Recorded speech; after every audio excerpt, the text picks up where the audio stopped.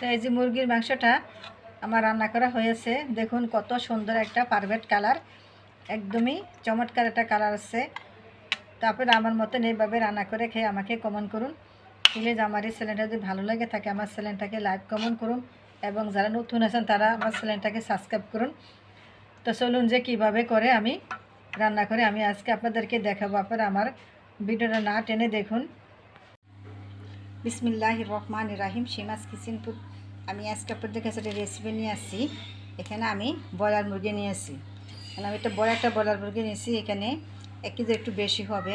আমি সাথে নেব এই যে লাল আলুটা আমি এটা ধুয়ে সিদ্ধ করে আমি চুলে নিব। তারপরে আমার ভিডিওটা দেখুন যে ব্রয়লার মুরগি দিয়ে কীভাবে মুরগির মাংস ভুনা করে। তো দেখুন, তো আমার এই যে আলুটা আমি সিদ্ধ করে চুলে নিয়েছি। একদমই যেগুলো বড় একটু সেগুলো আমি ছোট ছোট করে আমি কেটে নিচ্ছি। তো দেখুন যে আমি কীভাবে এখন রান্নাটা করব, আপনারা আমার ভিডিওটা দেখুন। তো আমি এখানে একটা প্যান বসাইছি। প্যানেতে আমি কিছু পরিমাণে সয়াবিন তেল দিয়ে দিব। তো আমার তেলটা গরম হয়ে গেছে। এখন আমি এখানে এই যে গ্রেট করে নিয়েছি পেঁয়াজটা আমি দিয়ে দিব।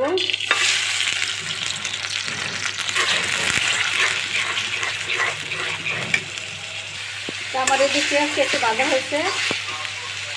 এখন আমি দেখছি আমি দিয়ে দেবো আদা বাটা রসুন।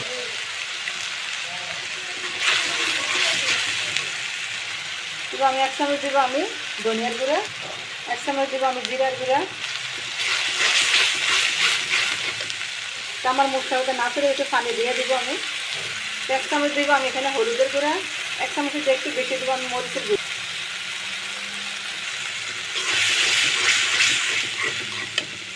তো আমি স্বাদ মতন দেবো লবণ। তো আমি এখানে 1 চামচ একটু বেশি দেবো আমি গরমের মশলা। তো দেখুন একদমই তেল ছেড়ে দিতে। এখন আমি মুরগি মাংসগুলো আমি দিয়ে দিব।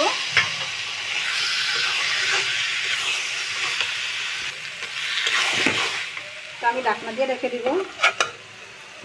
তো দেখুন এই যে আমি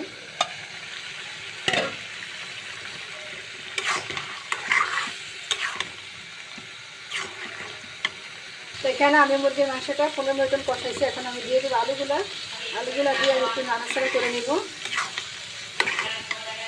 তো দেখুন এখানে আমি এই যে 15 মিনিট কষাইছি। এখন আমি একটু গরম পানি দিয়ে দিব। পানি এখানে আমি বেশি দেবো না, কারণ আমি কষানো দেখতে কিন্তু প্রায় 80% মতন সিদ্ধ হয়ে গেছে। তো এখন এই যে আমার মুরগির মাংসটা রান্না করা হয়েছে। দেখুন একদম খুব চমৎকার একটা কালার চলে আসছে।